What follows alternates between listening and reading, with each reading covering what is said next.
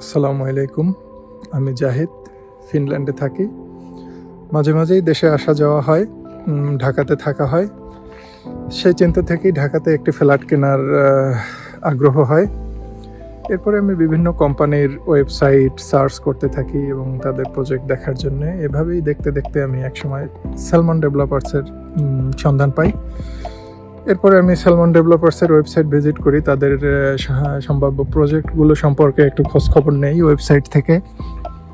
নেওয়ার পরে আমার কিছুটা আগ্রহ জন্মায়। ওনাদের ডিজাইনগুলা একটু ইউনিক, ওনারা ফ্লোর প্ল্যানগুলা বেশ ভালোভাবেই করেন। ওনারা যে আর্কিটেক্ট থেকে করানো হয়, মেবি উনি ডিজাইনে অনেকটা সময় দেয় এবং বিল্ডিংয়ের লেআউট সবগুলো মোটামুটি আমার কাছে পছন্দ হয় ওনাদের কাজটা দেখে। এরপরে আমি ওনাদের সাথে যোগাযোগ করার চেষ্টা করি ফিনল্যান্ড থেকেই, এবং আমার সাথে যোগাযোগ হয়, ওনাদের এমডির সাথে যোগাযোগ হয়।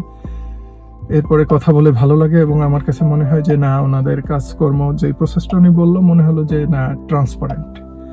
তখন আমি সিদ্ধান্ত নেই যে ওনাদের একটি প্রজেক্টে আমি বিনিয়োগ করব, এবং এরপরে আমি পেপার সমস্ত ডকুমেন্টেশন এবং আমি এখানেই ছিলাম, ওনারা আমাকে হেল্প করেছে ভিডিও কলে কিংবা হোয়াটসঅ্যাপে যখন যেটা দরকার পাঠিয়েছে, কিংবা আমি যেটা দেখতে চেয়েছি ওনারা সেটা দেখার ব্যবস্থা করেছে।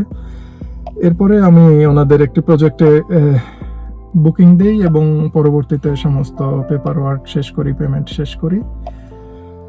তো পুরো প্রসেসটার ভিতরে আমি ফিনল্যান্ডেই ছিলাম, কিন্তু আমার কাছে মনে হয়নি যে আমি এতটা দূরে আছি। আসলে ওনারা সেইভাবেই কমিউনিকেট করেছে, আমার সাথে কোঅপারেট করেছে, এবং ওনাদের টিমের যে মেম্বারগুলো ছিল, যে সেকশনে যখন কাজ ছিল, সবাই খুব ভালো কোঅপারেট করেছে, যে কারণে আমার কাছে মনে হয়নি যে দূরে আছি কিংবা আমি কাছে নেই আর কি।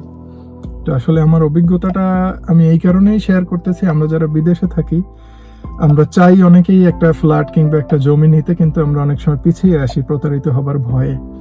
আসলে প্রতারিত হওয়াটা এখন একটা নিত্যনৈমিত্তিক ব্যাপার হয়ে দাঁড়িয়েছে। সবশেষে বলবো, প্রবাসে থেকেও যারা দেশে ফ্ল্যাট কিংবা জমিতে বিনিয়োগ করতে চান, স্যালমন ডেভেলপার্স নিঃসন্দেহে তাদের জন্য একটি বিশ্বস্ত নাম।